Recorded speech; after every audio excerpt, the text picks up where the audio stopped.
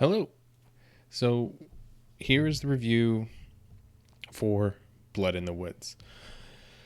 So I would say for initially it was a really easy adventure to run as a DM. A very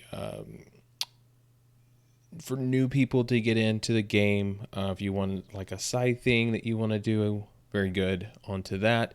The overall impression of it was very linear, though not much room to do anything. It literally, meet party on road, go into camp, chat with them, a bug attacks, follow to the clearing, attack bugs, figure out a altar puzzle, go down into the undercroft, kill the possessed now goblin, right? So very linear onto there, and so it's not a bad thing because I think linear is something that is very typical in beginning adventures and things like that, just because they're the party's getting new to getting to know one another as well as getting to understand their class and things like that. So it's not a bad thing, but yeah, it's very linear. But it was expected to that, just mainly just because of the simple adventure this is done. The Blood in the Woods is brought in by it's on uh,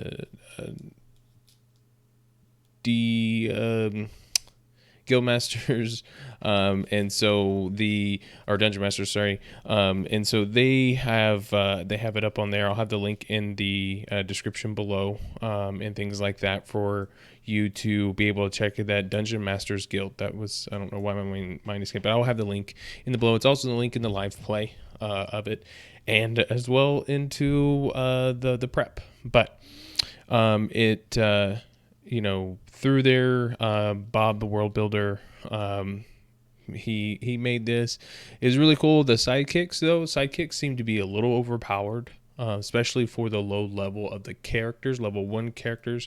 And as you saw in the live play, Thunderwave and things like that, that the Seer Shines was able to do.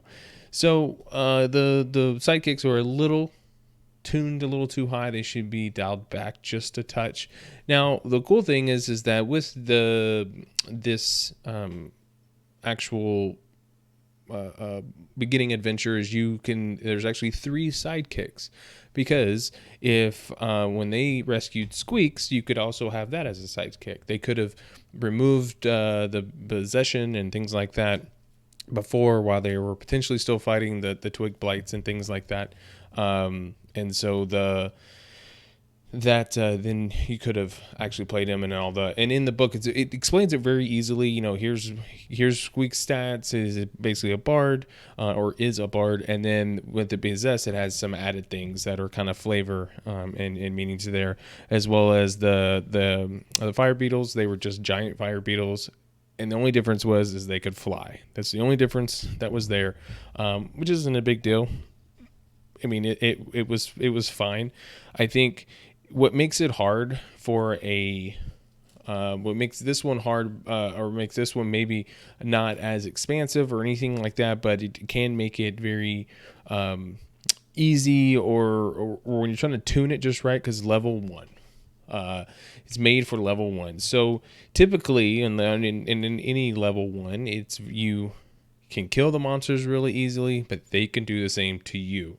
So with the party and the clearing and things like that, the one time essentially these beetles ever got a chance to hit them, was it hurt them pretty bad. It almost killed one of the party members. I mean, he was down below half health in one hit. If I rolled higher, so on and so forth through that thing, that would have been, could have changed the whole dynamic just a little bit through there. So I mean, that is the challenge, but an overall idea of this beginning adventure is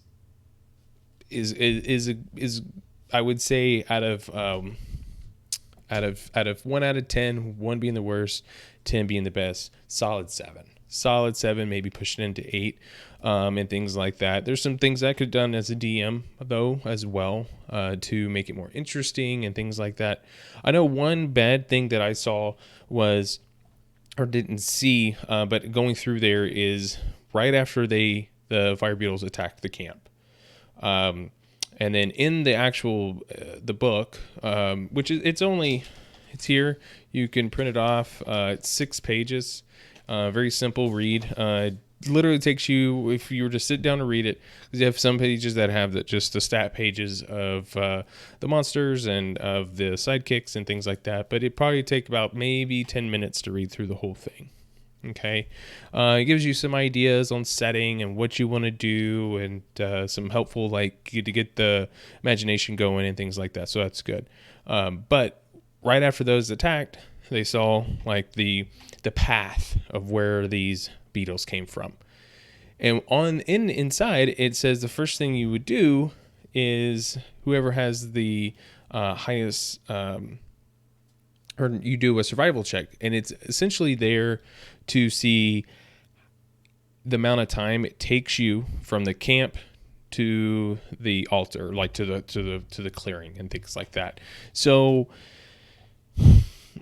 there's no point. Literally, there's a line telling you where to go. What's the survival check really for?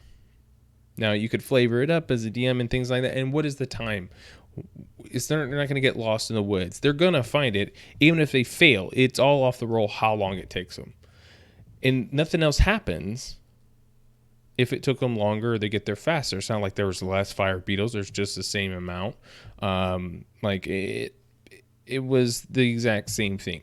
So it just seemed pointless. You might as well don't need it and just say, hey, I followed it through there. And, what is your order? What is your, what is your players, when you're at, as a DM, you ask, what are your players' order? How are y'all walking? How you're setting that up? And that's fine. That was the only thing that I really saw was kind of like, why was that there? Kind of pointless.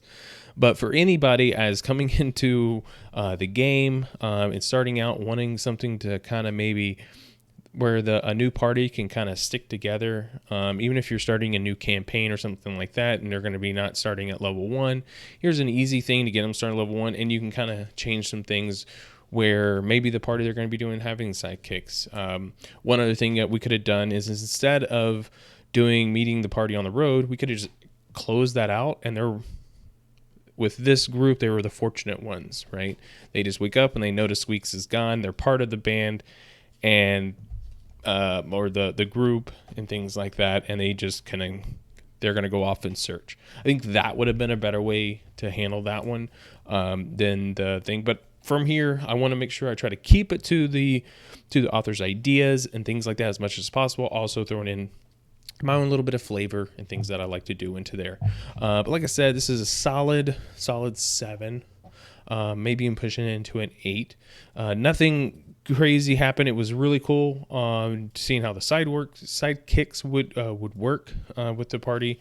And like I said, they were just tuned a little too high. So more positives than negatives. But yeah, I mean, like I said, this is a very linear, simple thing that any DM, even someone starting out in DM, this would be perfect when you don't want to have maybe a lot of imagination or trying to spark those imagination ideas and you're not sure where to start. This one actually would work perfectly for you because it kind of gets you ideas into there, and also there's questions into the as you're reading through there, and like, think of this, think of setting or think of how they want to meet. Here's some examples that you could use, and it starts rolling that through and letting them know this is how as a game master or dungeon master, however you want to consider yourself, that's how you would that's how you figure out into there.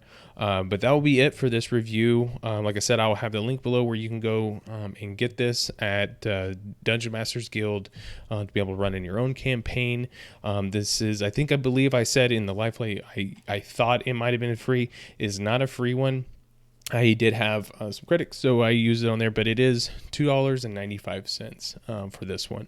A little high on pricing, I think, for things that I've seen on there that are $1, and they are way more expansive on a one shot.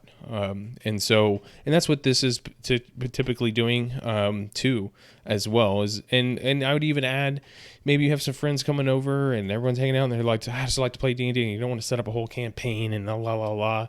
You can just make some pre-generate some level 1 characters. Everyone can sit around, maybe have a play for a couple hours and play some Dungeons and Dragons. So that's a cool. This one works perfect with that. It's not giving the group some extensive story. They have to figure out everything. They kind of just go and play and enjoy playing some D&D a little bit. But yeah, that was a review onto here. We will, I'll be doing a new setup on getting the prep and things like that for next week's. And then we'll be doing the live again on Wednesday. And so I hope to see y'all there. Don't forget to hit the subscribe button and the bell icon to make sure you get notified anytime that I put anything out. But yeah, this would be a weekly thing coming in, looking to do even the week of Thanksgiving. The only problem with that is players. I will be ready to do it, but players it might be hard to find some players. But yeah, if there's, make sure that in the comments below that you kind of just tell what you thought of it after you saw the prep, maybe even the live play, what kind of questions you might have had. I'll try to make sure to answer any of those. But that'll be it, and I'll see y'all next week. All right? Thanks. Bye.